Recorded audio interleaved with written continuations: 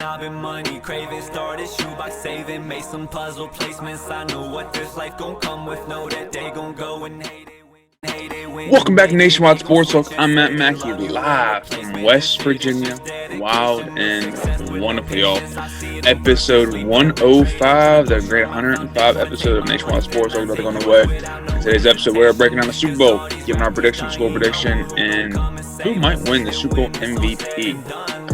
Then we'll do a recap of college basketball. If you didn't know, on Wednesday night, upset after upset after upset happened. Let's just go with 5 out of top 25 teams lost. And then we'll go into the best games of the week. Moving on to NBA, talking about a little bit the best games of that week as well. I've noticed one key one on Saturday. I'll go talk about that later on. And then we'll end the episode on something great, another top 5 most impressive improved players of the NFL 2020 season. Good episode here. Nice, pretty easy, smooth one. I couldn't agree more. But before we continue, introduce the man himself, the co-host, Caleb. Say what's up. What's going on, guys? Hope everyone had a great week. We are back. And like Mackie said, we have a lot to break down. So let's get right into it. And we're going to get right into it. We're going to kick it off right. Because Super Bowl weekend, pretty much, you could say. And the Super Bowl kicks off Sunday. And I think we got a good one. It's kind of like the old timer versus the new timer. Mahomes versus Brady, Chiefs versus Buccaneers. So break it down, Caleb. Like, what do you like about this game? I just love.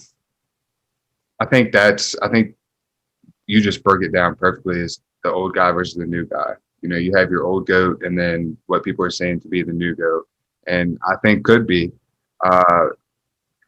I think it's going to be an exciting offensive battle to watch, and I'm expecting it to be very high scoring. How high scoring are you talking about?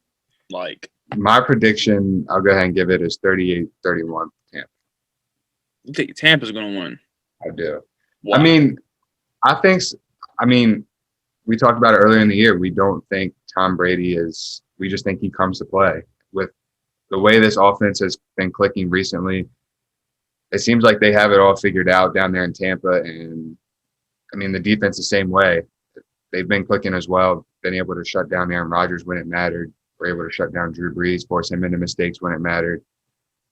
I think this Tampa defense is going to be able to force Patrick Mahomes to make a mistake, and a mistake when it really counts. I like the score. I like that because I'll be honest with you, mine's 38-34 Chiefs. I like that mentality, but my thing on this is the Chiefs just show dominance. They can play from behind, being down 9-0 to the Bills, being down last year 21-0 to the Texans. You look at all those things, like they can play from behind. Mahomes keeps them upbeat, keeps the positivity. But I will have to say Brady has a better leadership. If it wasn't for Brady, Tampa might not make the playoffs. I could go ahead and say that right now because they have the exact same weapons besides Antonio Brown, Leonard Fournette, and Brady.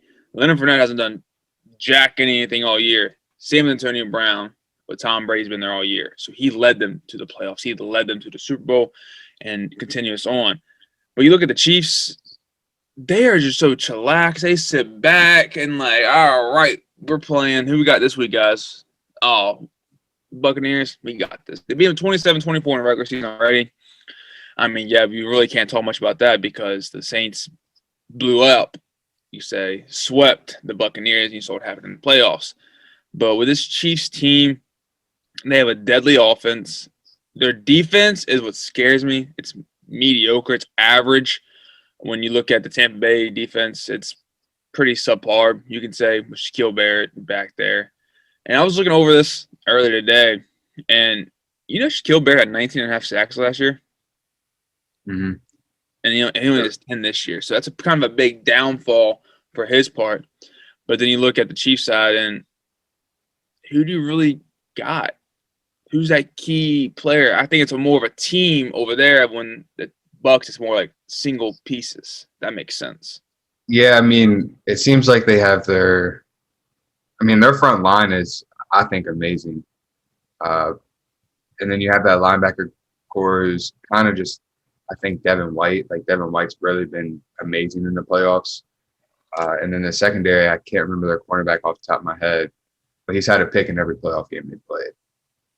So, yeah, I agree. I think it's that key guy in every position, but I'm with you. I mean, it's just gonna be tough, I think, to stop how many weapons the offensive side of Kansas City has. I mean, it's kind of ridiculous how many weapons they have. Because you got guys like not even just Tyreek Hill, Travis Kelce. You still got McCall Hardman, Sammy Watkins, Damian Williams, Clyde Yeah, not counting Edwards-Helaire. their back. I was gonna say not counting their backfield. The only thing you look at as well, both tackles are out for the Chiefs. That's kind of hard. That's kind of going to hit hard. And I think that's why the spreads went at -3, honestly. I mean, Chiefs are the favorite to win, but that's why it's only at -3. If both tackles are playing, it'd be a 7-point spread. I'll be honest, say that right now. Just the way they played the playoffs so far. They just showed dominance. I didn't know the Chiefs were the favorite to win. I kind of like Tampa. People don't like Tampa because of Tom Brady. I mean, that's why. Yeah. I get that it's the GOAT Tom Brady in the postseason. Postseason Tom Brady's a different breed. We all know that winning mentality. Just last night I was watching what was it? The second half recap of that Seahawks Patriots game, Ooh. and they had them mic'd up. They are all mic'd up. You can hear what they're all saying, and all you see is Tom Brady on the sideline when Russell Wilson was driving in that final drive, and then threw that deep ball to Curse, and that baffled up in the air. He caught it, and Tom Brady said, "Dear God, we need a pick." That's literally what he said. Dear God, we need a pick. And they put Malcolm Butler in, and all you hear is Tom Brady, let's go 21. Let's go 21. Get that pick. And bam, Malcolm Butler got a pick right there on the goal line. And then you'll hear you don't hear Russell Wilson go, "Why didn't we run the ball, Pete? What are you doing?" He read it. He cut in front of Baldwin, got it. He just read that thing perfectly. But look over at the game. I like the Chiefs to win 38-34. Yeah, I like Tampa 38-31. I think either way, whoever wins, I mean, obviously it's going to be a great game. Definitely high scoring, though. I would not take the under in this one. So I'm going to ask you a question. I was watching First Take the other day, and they had a good little debate. Who's more valuable, Pat Mahomes or Tom Brady? Ooh. I'm saying Tom Brady. I'm saying it because while he has a lot of weapons, he really didn't have great weapons year in, year out at New England.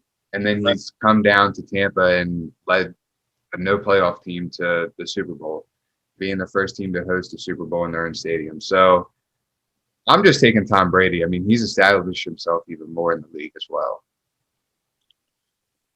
So I'm looking over my discussion real quick, and I'm looking at this week's discussion, and the very first post is from the GA.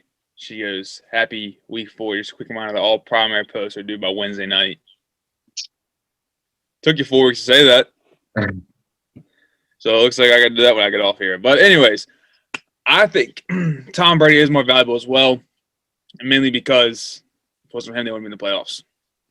That's why I solely roll. You take Mahomes out of that roster, they still got Chad Henne. He did well when Mahomes went down in that first round.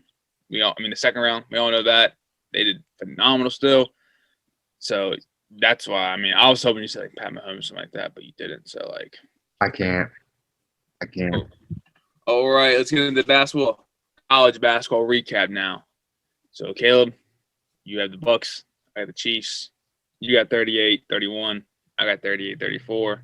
At least we got one number correct on the same thing, same page. So let's start it off right. Your boy Io leads Illinois to a win over Iowa. How you feel about that one? Felt like it was a very good game. I didn't get to watch this one, so I'm not going to touch on it too much. But, I've said it before. I think this big man and guard play that they have in Io and Coffee Cockburn, I think it's one of the best in college basketball. Couldn't agree more. They held Luke Garza on 19 points, to be honest with you. They did a great job kind of locking him down, you can say. Forcing pressure on him because you ever know how perfect he is shooting, you could say, but he was 50% on Friday night against Illinois. So it's kind of a good job of him defense-wise. Winning by 5 against the Iowa Hawkeyes. Going on Saturday Alabama, Oklahoma, the game we kept talking about over and over and over again. Oklahoma won that game 66-61 without their leading scorer, Reeves. What were your thoughts on that? Shocking to me when I saw this one. I mean, we go back to last week. I picked Alabama to win. I just thought that their offensive dominance that they've had was going to carry over, and Oklahoma shut me up and won 3 straight top 10 battles in a row, which is shocking and nice to see coming from a Big 12 team. But like you said, very shocking to see if they got it done without their starting guard and one of their best scorers. But Devian Harmon stepped up and scored 18 points for them to get this win. He indeed did. It kind of shocked me a little bit because when I found out that Reeves wasn't playing, I bet Alabama. 100% I did because it's common knowledge. The best scores out. You take advantage of that spread being at 3.5, and they lost still. So kind of backfired a little bit. Same thing on Saturday. WU upset by Florida at home in the SEC Big 12 Challenge. Thoughts on that one? This was a very sad game to watch. Being a WVU fan, we struggled shooting the ball and struggled defending when it really came down to it. And Florida took advantage of it. It's a good team. It's a really good team Florida has. I'm surprised they were out of the top 25 before this game. I agree. I'm surprised they were out of the top 25 before that game happened. But during that game when I was watching it, the announcer said that it kind of caught me off guard. WU is the number 1 3-pointing shooting team in the Big 12. I didn't. I must have not heard that. I didn't know that. They said in the first half. And I'm thinking to myself, like, what? They're awful at shooting. They're terrible at shooting the ball. Well, I mean, I will give them credit. They have gotten a lot better since Big O left. I know I talked about it last week. It really helps them space the floor. So I know McNeil's really starting to get his shot going. I think he's one of the best shooters that we have. But I mean, like we said before, if this WVU team can really get it rolling, they can be dangerous. Yes, I definitely agree. They get it rolling. McBride starts getting fire. And I just like the fact that, with Big O gone, it's all Culver down there. It's all up to him. And I like that. You're not sharing between 2 big guys. You have one sole big guy. And that's how every team runs. One sole big guy. And Derek Culver's that man, I feel like, honestly.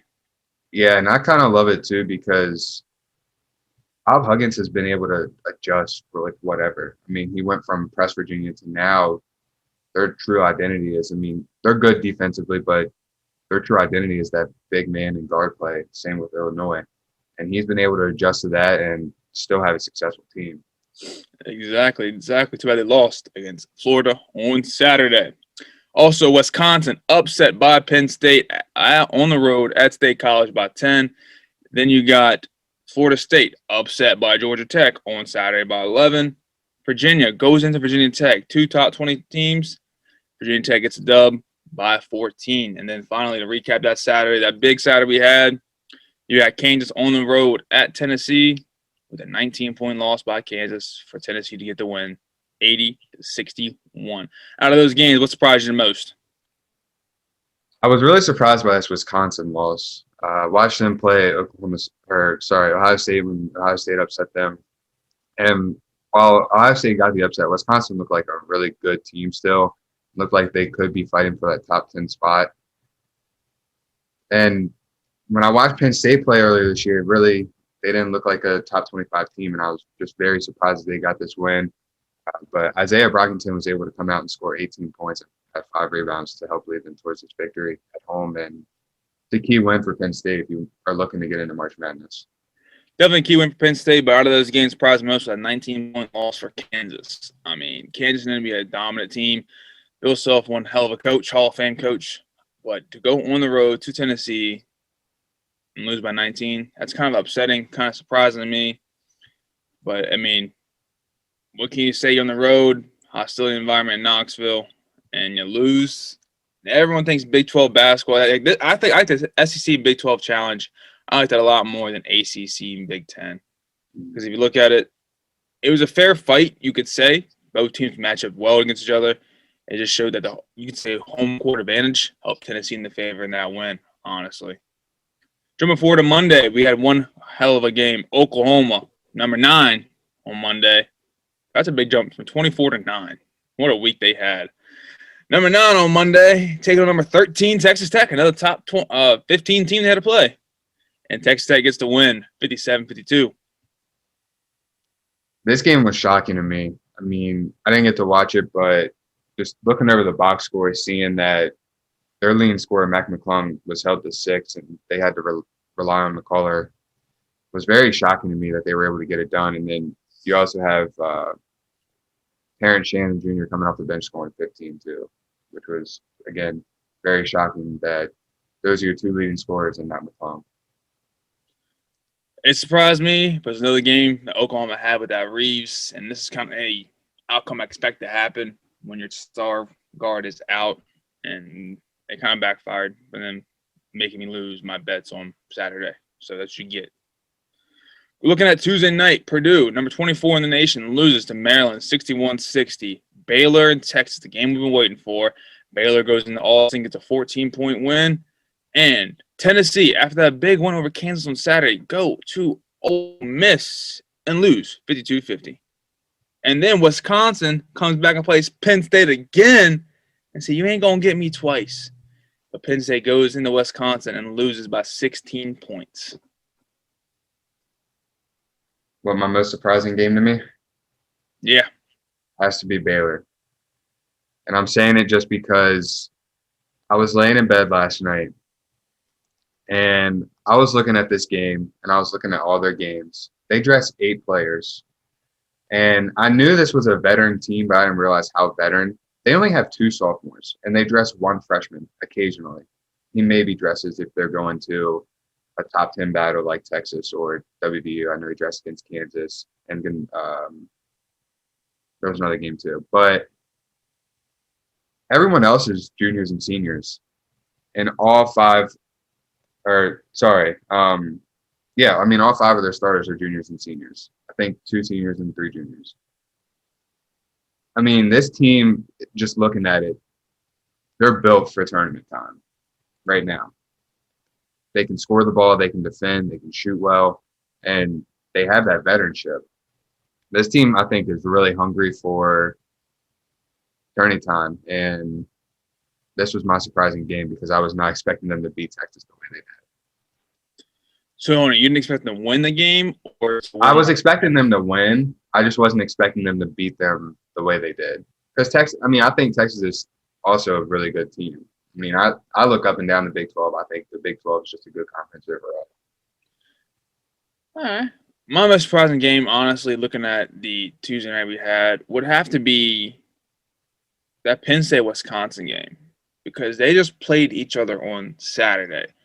At Penn State wins by 10. And the reason why I'm looking at a betting perspective here, because I bet this game and I won it, was before that game on Saturday, Wisconsin was a 7.5-point favorite at Penn State.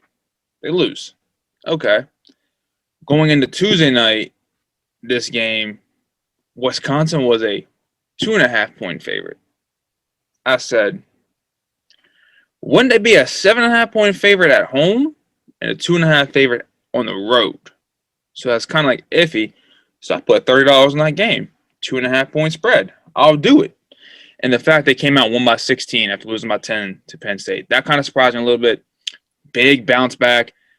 And you just look at the home. It's hard to say home court advantage, but that's what it is. I mean, there's really no fans out there, but it just shows right there. Wisconsin loses at Penn State, comes back and plays them 3 days later and wins at home.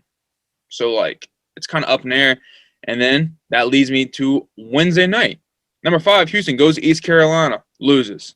Number 16, Virginia Tech goes to Pitt, loses.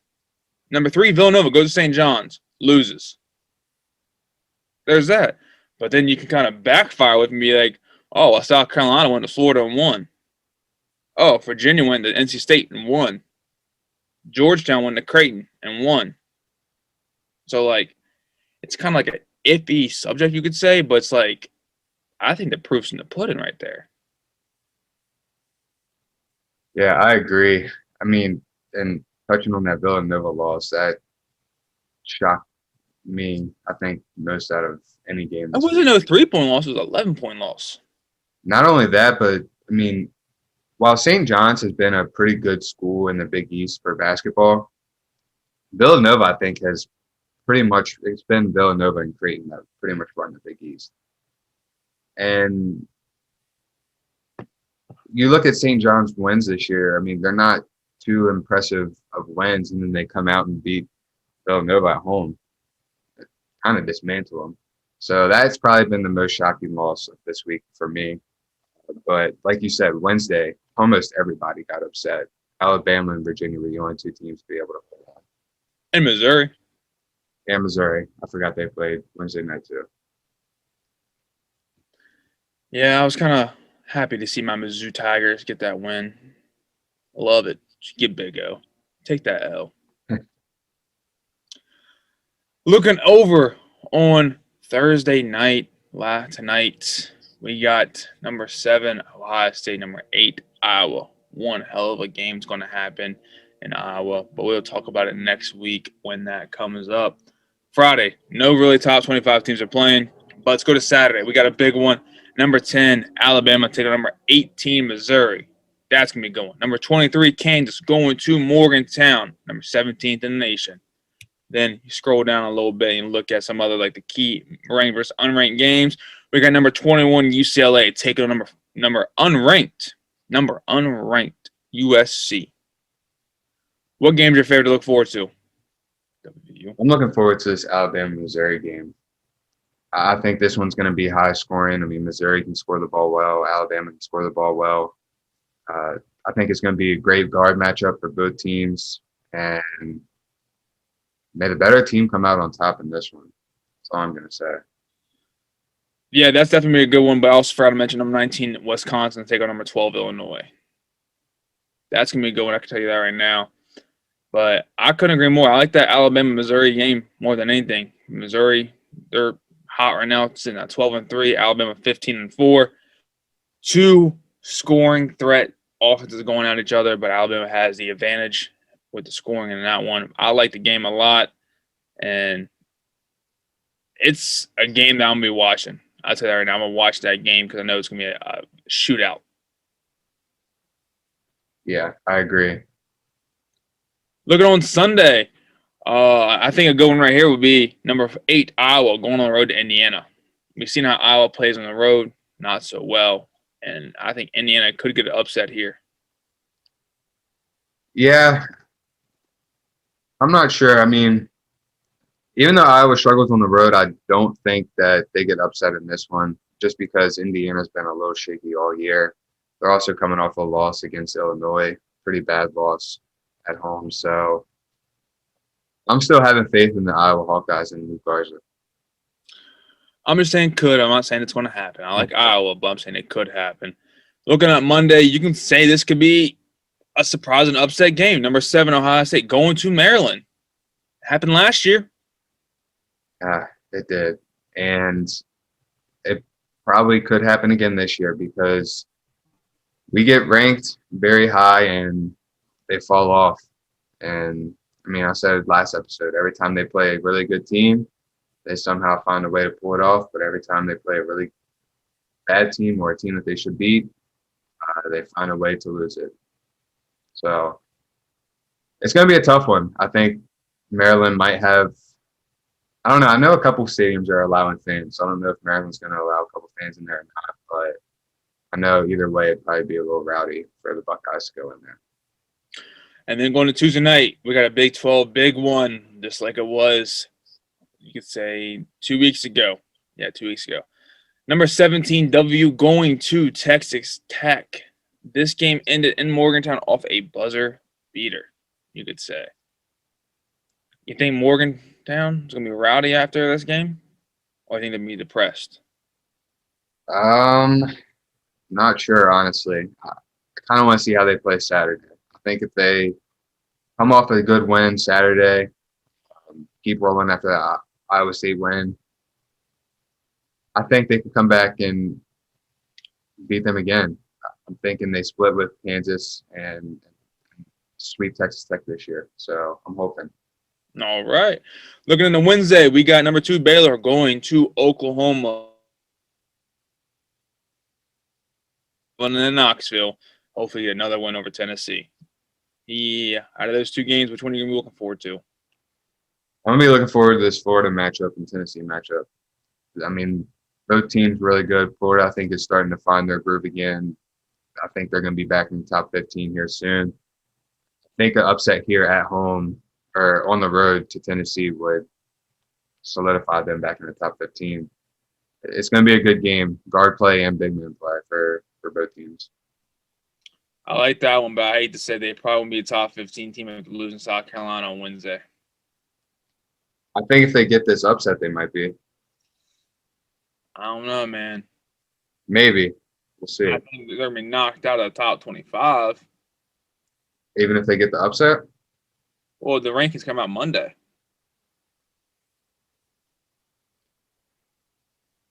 Oh, true. See what I'm saying? So. That is true. I forgot rankings come out Monday. Yeah. Looking at Thursday, we got one good one. Number 12, Illinois, taking on number 4, Michigan.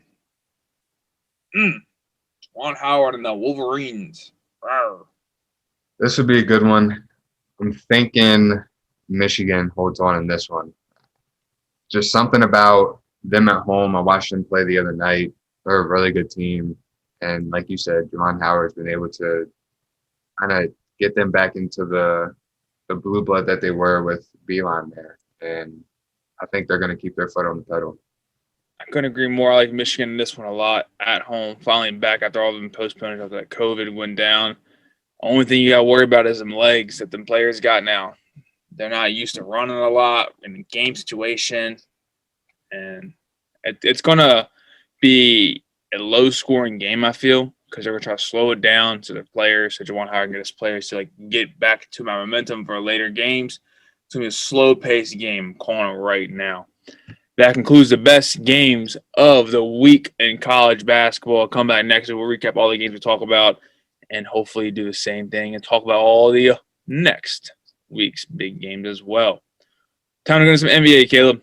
So when I was talking about the introduction, the best game I was looking at so far for the week happens on Saturday.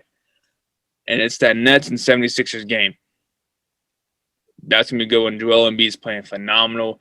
That James Harden trade to the Nets has worked out well offensively, but defensively, they're the worst team in the league. Worst one. Yeah, kind of hurt them getting rid of Jarrett Allen. Like we talked about last episode, you get rid of your big man, you're going to struggle. But, honestly, call me crazy. I kind of like the 76ers in this one. I do think too. They're going to be able to take advantage of that no big man. And the way Joel Embiid's been playing this year, he's been playing lights out, and I think they steal this one. I couldn't agree more. Looking at Sunday, a game I'm kind of looking forward to is that Suns Celtics game. I mean, we remember the Suns going off in the bubble, going undefeated. At the Celtics, they've been kind of hot right now. Jason Tatum's playing well, Jaylen Brown's playing well, but Devin Booker, DeAndre Ayton, oh my gosh, that duo. Yeah, and I mean, you also can't forget about that veteran Chris Paul, who's averaging 16 points and 8 assists, almost a double-double in, I don't even remember. Can't even remember off the top of my head how many years he's been in the league. Exactly. Looking at Monday, we got the Bucks and Nuggets. I like this game because Nikola Jokic is playing phenomenal. He's right now top 4 MVP and this year, and the way he's playing and the way, Giannis has been playing. Giannis has 27 points a game. Nikola has 26.8. Looking at the rebounds, though, they both have 11. So it's a good match about to happen down low in that game. I agree. I think the Nuggets have a little bit better guard play with Jamal Murray on the wing and Michael Porter Jr., but I'm taking the Nuggets in this one. I'm thinking they're going to be a really good team this year. Thinking they're going to be really good and make a really good run like they did last year. I like that. I like that one a lot because I couldn't agree more. Skip it over to Wednesday night. The best game I like here is mainly because of the guard play. Hawks versus Mavericks, Trae Young versus Luka Doncic. That's me going. Then looking at the Hornets and Grizzlies, LaMelo Ball versus Ja Morant. And how about LaMelo? He's been fun to watch. Love it. Been so fun to watch. I think that's going to be the game I tune into because I really haven't been able to watch him play this year, and to watch him go up against another great player who I've been watching for a while, and Ja, it would be so fun to watch. He's been exciting, man. He's been really exciting. Couldn't agree more. That's the best game of the NBA this upcoming week. Stick and watch the game. Watch that pro basketball go down. So, like we do every episode, we pick a top 5 segment to do. And I think I found a good one this week. It was the top 5 most improved, impressive players in the NFL 2020 season. So, I'm not saying like improve. I'm saying like impressive but improved from last year. That makes sense. So, the star ones are my top 5. Caleb got his top 5. So, let's kick it off with number 5, Caleb. My number 5, DK Metcalf from the Seahawks. I know it's only his second year, but last year, his rookie year was, you could say, really good for a rookie. 58 receptions, 900 yards, 7 touchdowns. But this year, he pretty much just took it to a whole nother level with 80 receptions, 1,282 yards, and 10 touchdowns. And he's also become one of the most reliable receivers, not only in the league, but definitely for that team and for Russell Wilson. Yeah, that's Russell Wilson, number 1 guy, his go-to guy. I mean, Yeah. what can I say? Like, he doesn't throw the ball to pretty much anyone else. I found out because I had Tyler Lockett in fantasy. You know how that went. But other than that, I like that one. My number 5 is Alex Smith, comeback player of the year. You look at his stats here: 1,582 passing yards, 6 TDs, 8 picks. Not that bad. But I'm just saying what he overcame by not playing at all in 2019 after that gruesome broken leg, almost lost his life, almost lost his leg, and doing what he did, help the Washington football team make it back to the playoffs, win the division. I like that one a lot. Thank you, Alex. Thank you. My number 4 is TJ Hawkinson, tight end from the Lions. Only played 12 games last year due to an ankle injury that kind of ended his season pretty short. 32 receptions, 367 yards, and 2 touchdowns. This year, he became one of the most dynamic players in the league at that position, with this year playing full 15 games, 64 receptions, 698 yards, and 6 touchdowns, and was also named to his first Pro Bowl. My number 4 guy is Xavier Howard, the cornerback out of the Dolphins. You look at his stats this year: 51 total tackles, 10 interceptions this past year. Looking at last year, only playing in 5 games, 17 tackles, 1 pick. Year before, played in 12 games, 35 tackles, 7 picks. That man is a pick machine. If he plays a full season, he's going to get you multiple picks. But this season, he helped that Dolphins team make a good run, hoping to get to the playoffs, but got a little cut short at the end right there in Week 17. But he got that team to a very good defense standard, you could say, with 10 picks. It's one hell of a year. I'm pretty sure they finished the season with top 10 in defense, too. Yeah, So 100%. very impressive. My number 3 is Garrett Bowles, off to tackle from the Broncos. His first couple years in the league were pretty shaky with poor performance, even though he was named to the Power Football All-American, All-Rookie team in 2017. He allowed his quarterback to get sacked 8 times. He also had 10-plus penalties on him within every year that he's played, and a Pro Football Focus score of 72.8 in 2018 and 76.1 in 2019. This year, now listen to this, he had no sacks allowed, and he had a 90.1 Pro Football Focus score. So, Garrett Bowles, you are definitely an improved player. Congrats to you. My number 3 guy, the running back out of Minnesota, Dalvin Cook. I picked him because he looks healthy again. He looks like he's playing his type of ball. He had the second most attempts in the league this year with 312, with 1,557 yards, second in the league, 16 touchdowns, second in the league. He just showed to be an impressive back, and he helped Minnesota run game a lot, but their defense was weak, so they had no chance of making the playoffs. And look at the year before, 250 attempts to 312 this year. That's a big difference. That's 62 yards. That's 62 more carries he got this year. 1,135 yards last year. 1557 this year. And TDs, he had 3 more than last year from 13 to 16. Big improvement right there because TDs get you games. TDs win you games. Dalvin Cook had a great year. Good old running back out of Florida State.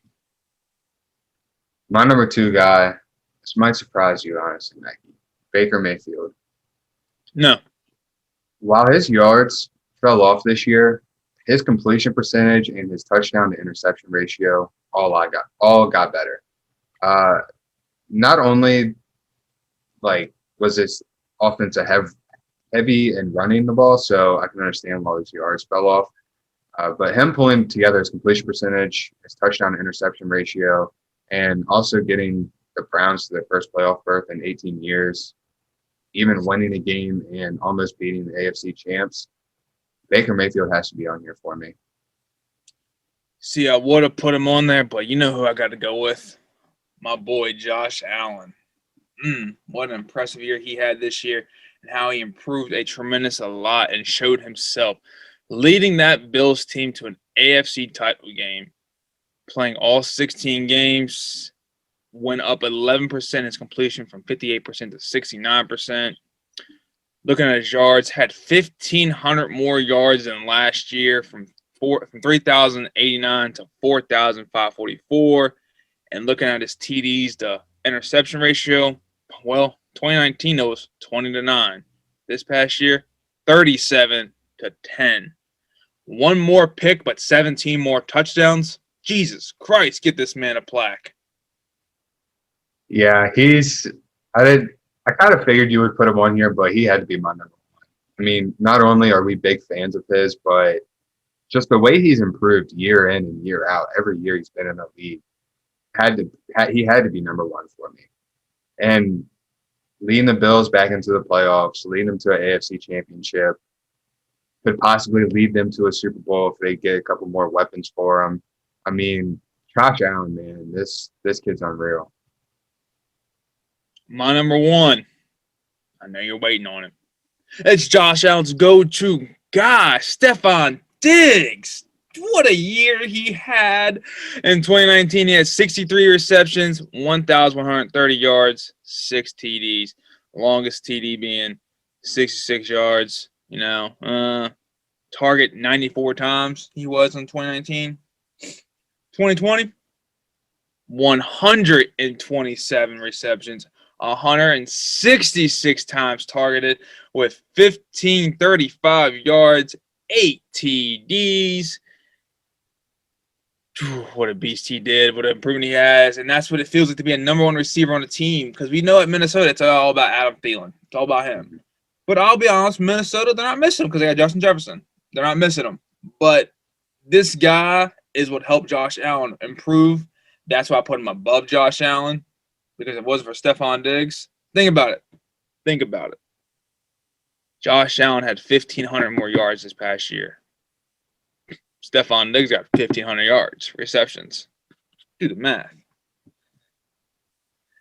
That concludes our top 5 most impressive improved players from NFL 2020 season. Come back next week. We'll do another top 5 little debate we got going on. Haven't thought of it yet, but we definitely will. I think we go back to college football a little bit, but we do the top 5 college football quarterbacks all time. I like that. Because this year was the year for quarterbacks in the season. Let's be real. We had Trevor Lawrence, Justin Fields, Trey Lance, Zach Wilson, Mac Jones, Kyle Trask. I say we just do all time. I like that. I'm going to throw a curveball in there, too. You don't even know it.